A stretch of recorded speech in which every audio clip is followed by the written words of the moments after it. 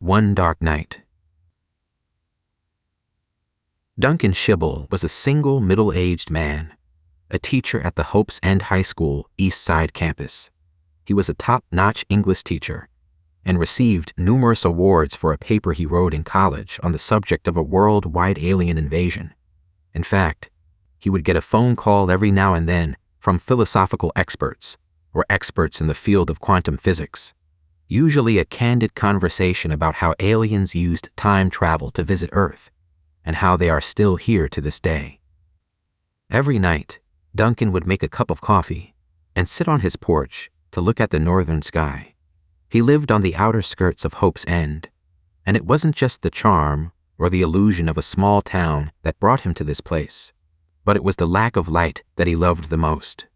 When he sat down on his porch and gazed upon the window of the universe, it was as if he could reach out and touch the salty bright stars. He could see the swirl of deep purple smear around the dark matter of the galaxy, and it always made his mind curious. This night was ending like any other as he finished his coffee and took one last look at the brightest northern star called Arcturus. He smiled and walked back into his house. He dreamt of the vastness of the universe. Duncan's house was typical of an English teacher type. Bookshelves filled with all sorts of books, papers strewn over his dining table. Eclectic, but very clean. He rinsed out his coffee mug and saw lights flashing out of the corner of his eye. He looked through his kitchen window and saw his car lights flashing. "That's strange," he said. Duncan sat the mug down gently and kept an eye on his car, watching the orange lenses flash on the front and rear bumpers. "The flashers," he whispered curiously. He walked outside and looked around in the stillness of the night. The lights clicked on and off in perfect cadence. Nothing seemed out of the ordinary except the orange glow of the flashing lights. Duncan opened his car door and sat inside, feeling for the flasher button. He felt the lined gaps of the other buttons and found the triangle-shaped one under his fingertip. He pressed the warning button off, and the flashers ceased. Why would the flashers be pressed on? He thought. He stepped out of the car and looked up to night sky. It was just as beautiful as ever. He went back inside, and as he walked through the kitchen, the orange light of flashers caught his eye once more. "No way," he said. A shrill went up his spine. "I know I turned them off." Duncan took one step toward the front door of his house and stopped. "Maybe I didn't press the button all the way down," he said, trying to convince himself with logic. He went back outside and looked around cautiously. The air seemed thin and more quiet, even more than just a few minutes ago. He looked back quickly. "Is somebody watching me?" he thought. The orange lights flickered, illuminating the edges around his car. He opened his car door once more and went to sit in. He hesitated to look into the back seat. Maybe someone was hiding in the shadows. A pair of eyes staring back at him, a menacing grin, with a tool of violence in hand. He looked anyway, and the back seat was void of any merciless person. Duncan reached for the emergency flasher button and again turned it off. He sat still in his car with his hands on the steering wheel. He took a deep breath and tried to make sense of flashers. He looked toward his front door, and it was wide open. He saw a shadow walk past the window of his kitchen. "There's someone in my house." He hunched back quickly and reached for his front pocket. No phone. Damn it! I left it in the kitchen. Duncan was feeling uneasiness well up in his stomach. The thought of an altercation with a complete stranger made him sick. He wasn't a fighter, and definitely not the type to attack someone, not even an enemy. He was the type to turn the other cheek, go with the flow, avoid conflict. He sat in the silence of his car and thought about his options. I could stay in here and wait it out, or I could just be brave and go inside. I could even just go to the neighbor's house, even though it's late. I'm sure Henry and Gladys wouldn't care. But what if there isn't anyone inside? They would think I was crazy.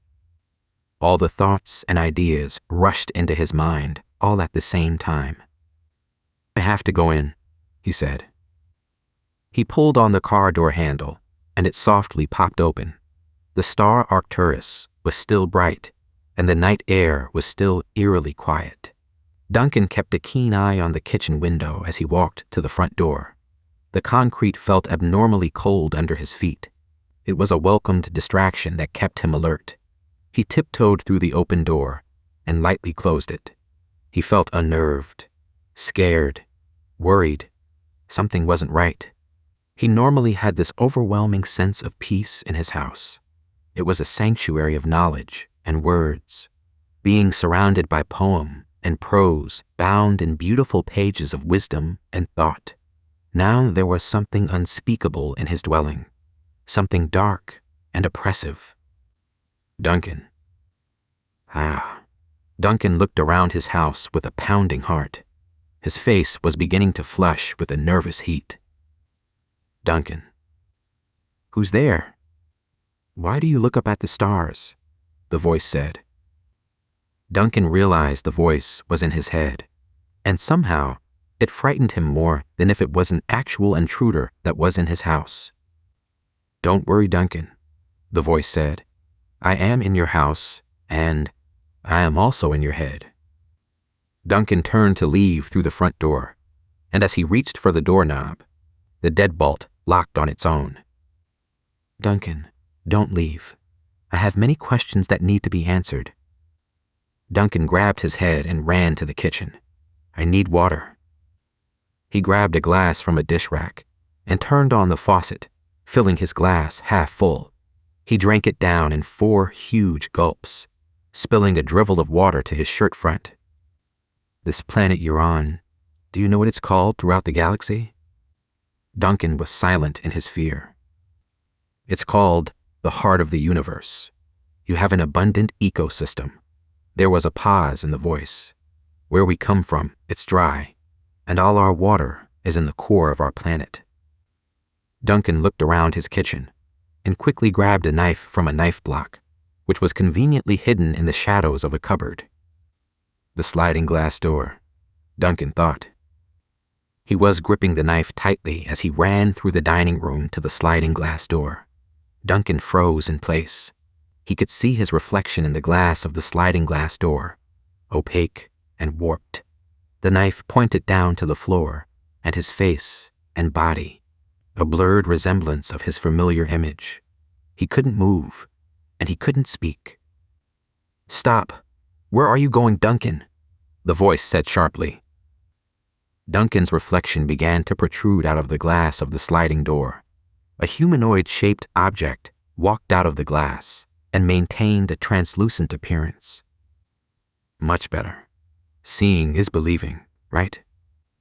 Duncan was still unable to move or speak, but it didn't stop his body from shaking with fear. The translucent being began to change colors as it became more true to the human form. It walked up to Duncan as it continued to evolve.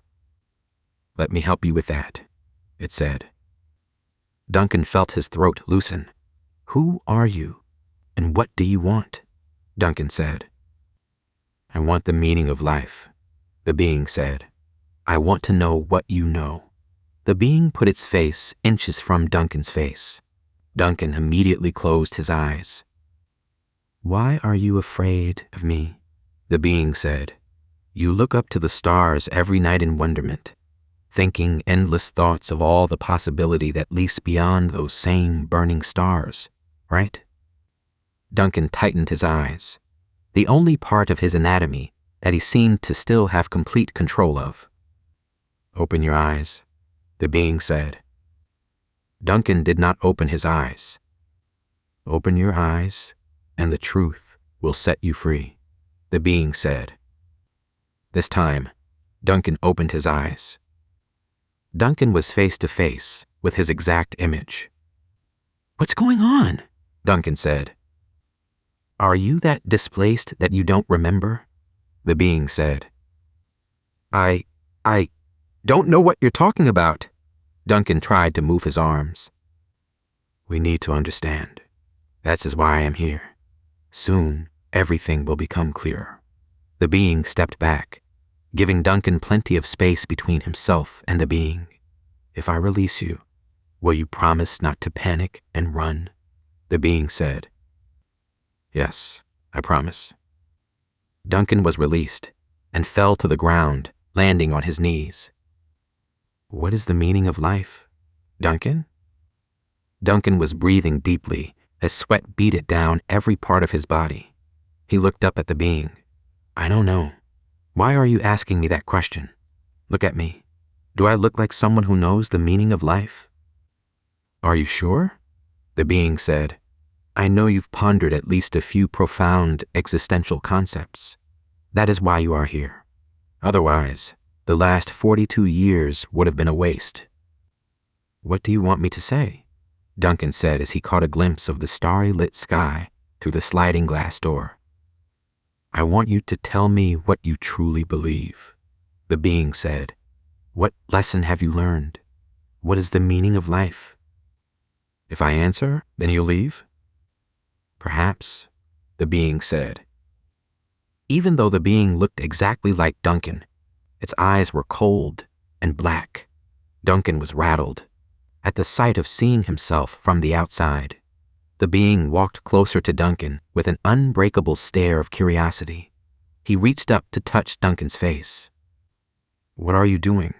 Duncan asked. The being smiled. Let me show you, he said with a devilish grin.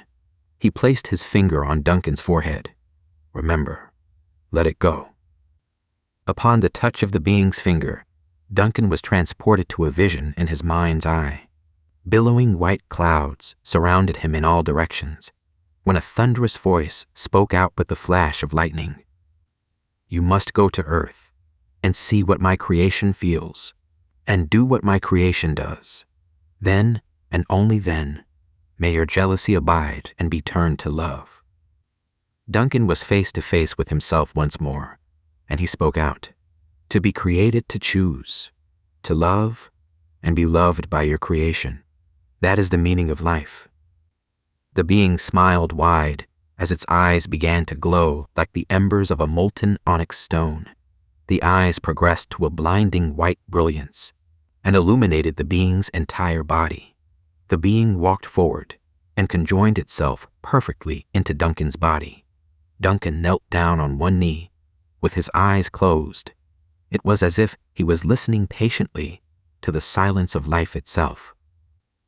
Thank you, God, Duncan said. I now understand why your creation is so loved. Duncan opened his eyes and looked up. Among the thickets and the weeds are the most beautiful and loveliest of flowers that are the very definition of fragrance itself. To choose to love the master of the wild for the simple gratitude of existence. To grow toward the sun as the thickets and weeds burn on the scorched earth, ever keeping their gaze on the light of salvation. Every night among the clearest of stars is a bright pin of light blazing for the eye to gaze upon. Each star a reminder that the possibilities of brilliance and the gratitude of life are reflecting back the brilliance of its creator. 2 shadow wings grew from Duncan's back, expansive and thin. They stretched out across his living room. May I return, my God? Duncan said. He listened to his inner voice. Duncan smiled, for I am Uriel.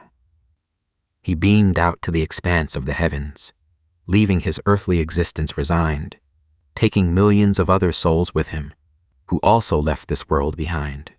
And if you look up the north on a clear night sky, you just may see them all in splendor shine. Duncan's TV turned on in the silent emptiness of his house. Like a sharpened blade, it cut the calm of the air. A newswoman spoke with fear in her eyes. Justin folks, an alien invasion has just begun. Millions of people have disappeared. The newswoman paused. They just vanished all at once. We are waiting for the UN for guidance as to what to do next. The flying objects that just appeared moments ago are over every city in the world, and from what the experts can tell, they seem to be waiting to attack. General, You have a call. This is General Garrison. General Garrison listened. Yes, sir. The holographic images are working as planned. Operation Aquarius is underway. Images of a UFO invasion from over the world displayed on a giant screen. General Garrison smiled. Fire at will.